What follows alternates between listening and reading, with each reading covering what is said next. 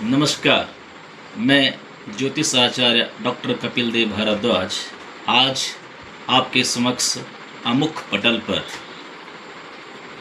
एक गंभीर विषय को लेकर के, जो कि हमारी सनातन परंपरा की इस ज्ञान परंपरा को वैज्ञानिक रूप से दर्शाता है। क्योंकि आज का जो समय हो गया है, लोग हमारी जो प्राचीन सभ्यता ज्ञान की, चाहे वो वेदों की रही चाहे पुराणों की रही है, और जो निरंतर अपनी गति से चलती हुई सभी को पल्लवित और पुष्पित कर रही है, लेकिन कुछ पाश्चात्य आक्रांताओं ने इसके ऊपर तरह तरह के आक्षेप करना शुरू कर दिया है। जिसका मुख्य कारण क्या है कि लोग विज्ञान की तरफ जा रहे हैं। वस्तुतः वो इस चीज़ को भूल जाते हैं कि ज्ञान के आगे जो वी लगा है उसकी वजह से विज्ञान बना है। ज्ञान मुख्य है। जब हम ज्ञान का प्रयोगात्मक कार्य करते हैं तब विज्ञान बनता है। आजकल बहुत बड़ा पक्ष चल रहा है हमारे लिए, जो देवतुल्य हमारे पूर्वज रहे हैं उनके लिए षोडश दिवस के जो श्राद्ध कर्म आजकल चल रहे हैं, उसके लिए मुख्यतः कई लोग मन में ये संशय करते हैं कि क्या ये हमारे पितरों को मिल रहा है, नहीं मिल रहा है। अनेक प्रकार के विचार लोगों के मन में आते हैं। उसी को मद्देनज़र रखते हुए मैं उस ज्ञान परंपरा को, जो आज के आधुनिक लोग हैं उनके लिए विज्ञान की दृष्टि से उसका मैं आपके सामने कुछ व्याख्या करने का प्रयास कर रहा हूँ कि वस्तुतः हमारे शास्त्र कहते हैं पिता एव पुत्रो जायते, अर्थात पिता ही पुत्र बन के इस धराधाम में, इस कली काल में हमारे बीच आता है। और जब पिता से जब हम संतान उत्पन्न होती हैं तो वही संतान आगे जाकर के उस कुटुंब का पालन पोषण करती हैं, जिसको आजकल के परिप्रेक्ष्य में वैज्ञानिक दृष्टि से डीएनए कहा जाता है। वस्तुतः अगर हम उस आंग्ल भाषा की इन 3 शब्दों का पाश्चात्य संस्कृति के साथ, ज्ञान परंपरा के साथ जोड़ दें तो डी का मतलब होता है दादा, क्योंकि दादा से संबंध हमारे पिता का होता है और पिता का संबंध पुत्र से होता है। इसलिए हमारे शरीर में आरबीसी, क्योंकि आरबीसी रेड ब्लड सेल, क्योंकि रक्त का संबंध हमारा जब पिता से हुआ तो हम इस परंपरा का निर्वहन कर रहे हैं, अपने दादा परदादा की परंपरा का निर्वहन कर रहे हैं। जब एन की बात आती है तो एन हमारे नाना का शब्द यहाँ पर परिभाषित करता है। नाना अर्थात हमारी माँ, जिसका हमने दूध पिया, और वो दूध पीने से जो हमारे शरीर में WBC, जिसको हम वाइट ब्लड सेल कहते हैं, वो हमारे शरीर में उत्पन्न होते हैं। और ये दोनों सेल जो हैं, ये जो दोनों सेल हैं हमारी कोशिकाओं में एक चेतनता देते हैं, जिससे ए बना, और ए का मतलब है आत्मा। क्योंकि हमारे शरीर में जो आत्मा है वो चेतनता का काम करती है, चेतना देती है, चैतन्य देती है, जिससे कि हम अपने सामाजिक और भौतिक क्षेत्र में अपने कार्यों का निरंतर गति से कार्य करते हैं। इसलिए ये हमारे मैटरनल अर्थात पिता और माता के संबंध को दर्शाता है।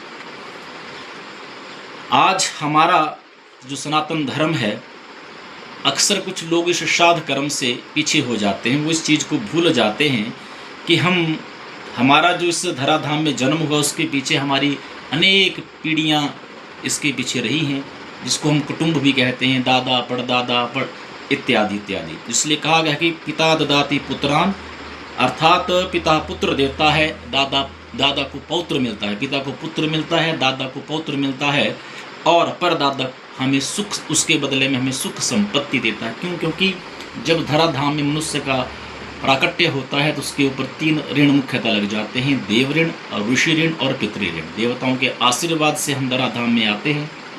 पितृ अर्थात हमारे पूर्वजों के आशीर्वाद से, पिता के माध्यम से हमारे इस धराधाम में जन्म होता है। और जो मुख्य है देव पितृ और देवताओं का, देव पितृ और ऋषियों का, क्योंकि जो हमारे गोत्र होते हैं वो ऋषि परंपरा से हमें प्राप्त होते हैं। तो उन्हीं के लिए जब हम अच्छा कार्य करते हैं तो उनकी कीर्ति का व्याख्यान होता है। इसलिए कहा गया है वंशो विस्तार का यातु, अर्थात हमारे वंश का विस्तार हो रहा है, हमारे कुल का विस्तार हो रहा है, हमारे कुटुंब का विस्तार होता है। और आगे कहा कि कीर्तिम यातु दिगंतरम, ताकि हमारी जो कीर्ति है, हमारे कुटुंब की जो कीर्ति है, दिन प्रतिदिन आगे से आगे उन्नति के पथ पर बढ़े, और कहा कि आयुर्विबलताम याति, अर्थात जिससे कि हमें लंबी आयु मिले। और ये तभी मिल पाती है जब हमारे पूर्वजों के प्रति श्रद्धा भाव और भक्ति का कार्य बढ़ता रहता है। इसलिए मित्रों कहा है कि पितृदेव प्रसादता, हमें जो पितर हैं, जो हमारे पूर्वज हैं, हमें वो प्रसाद देते हैं। कब? क्योंकि उनकी बनाई हुई संपत्ति, संस्कारों की संपत्ति से ही हम अपने जीवन का निर्वाह करते हैं। क्योंकि हमारे सनातन परंपरा का, हमारे सनातन जो ज्ञान रहा है, उसका परम उद्देश्य रहा है संस्कार दीजिए। अगर आपने संस्कार अच्छे दिए तो संपत्ति आपके कुटुंब के परिवार अवश्य बना लेंगे। और उस संपत्ति के लिए हमारे कहा कि उन पितरों से जो हमें प्रसाद मिलता है, उस प्रसाद के निमित्त हम आश्विन मास की कृष्ण पक्ष की जो 16 दिवसीय हमारा महापर्व देवतुल्य पितरों के निमित्त जो श्राद्ध हुआ करता है, उस 16 दिनों में जो हमारे पूर्वज होते हैं वायु के रूप में हमारे बीच पधारते हैं कि, और ये देखते हैं, वो अवलोकन करने के लिए आते हैं कि हमारे संतान ने, हमारे बच्चों को जो हमने संस्कार दिए हैं, उन संस्कारों के अनुरूप क्या वो हमारे निमित्त किसी प्रकार का दान पुण्य इत्यादि कर रहे हैं, क्या वो सुख से रह रहे हैं, सुख से जी रहे हैं, आपसी उनमें कोई किसी प्रकार की कोई लड़ाई तो नहीं है, क्या जो संपत्ति हम छोड़ कर गए थे संस्कारों की, क्या वह उसका निर्वहन करते हैं या कर रहे हैं। उसके लिए वो इन 16 दिनों में हमारे बीच श्राद्ध के रूप में, वायु के रूप में हमारे इस अन्न को और हमारे संस्कार को, श्रद्धा को देखने के लिए आते हैं। इसलिए हमें क्या करना चाहिए कि पूरी भक्ति भाव और श्रद्धा से युक्त होकर के तर्पण कार्य करना चाहिए। क्यों करना चाहिए? तर्पण के साथ ब्राह्मण भोजन इत्यादि देना चाहिए। क्यों देना चाहिए? क्योंकि तर्पण में जो तिल और जल का हम मिश्रण करते हैं, उससे हमारे पूर्वज प्रसन्न होते हैं। अब वो तर्पण है क्या? तर्पण मुख्य रूप से देव तर्पण है, ऋषि तर्पण है, मनुष्य तर्पण है, पितृतर्पण है और स्वपितृ तर्पण है। पितरों में भी कहा गया है कि बांधवा अबांधवा अन्य जन्मनी बांधवा।